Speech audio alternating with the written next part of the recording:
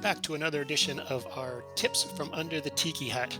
This week we're going to be talking about gas, specifically bad gas and what it will do to your boat. You do not want to end up like this guy, ruining your boating weekend because you've got a gas tank full of water. We use this service. They provide home delivery for your boat fuel.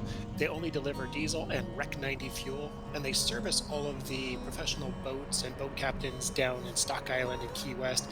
And then they'll do home deliveries as long as you're taking 100 gallons or more.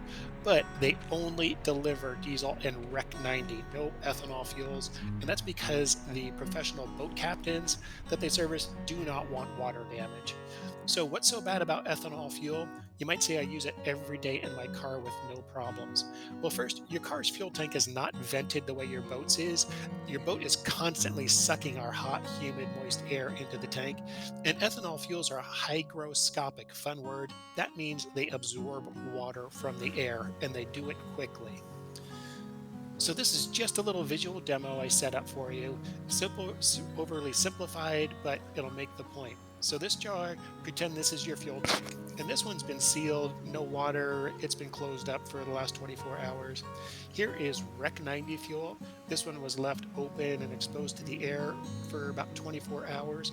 There was a little bit of evaporation from the gasoline, but not much. Now this one is 87 octane ethanol fuel. You'll see there's a little more evaporation, and that's the alcohol content. But you'll notice when you shake it up, look how much water this absorbed that quickly. This is what will destroy your fuel water separators, and your engine if you're using ethanol fuel down here in our hot, humid air. So we're going to pretend that this is your boat's gas tank. And what happens over time, and with ethanol fuel, this does happen quickly.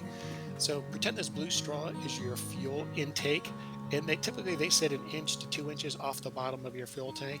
And over time, you're going to build up water. And we are not adding a lot of water to this little jar, but you can see how quickly this will pile up. And then once this happens, and it may take a couple of months in your boat if you're using ethanol fuel, but it's going to happen. Whether you're going through a lot of fuel or not, it builds up in there. And all of a sudden, you're sucking nothing but water into your fuel pumps, your carburetors, and into your engines. And then you are going to be stuck out on the water, and you're going to have an angry family or angry friends who are looking for a fun day at the sandbar or to go out fishing, because you've ruined it because you've been using ethanol fuel.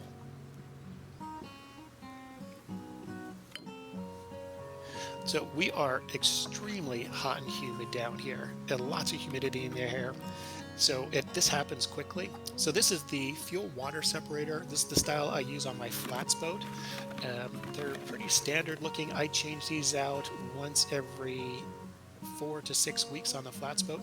And on my angler, the big boat, this has a plexiglass bottom on it so you can see what is in there. So how hot and humid does it get here in the Florida Keys? Well, not to be an over-exaggeration, but honestly, this is what it feels like during the summer months.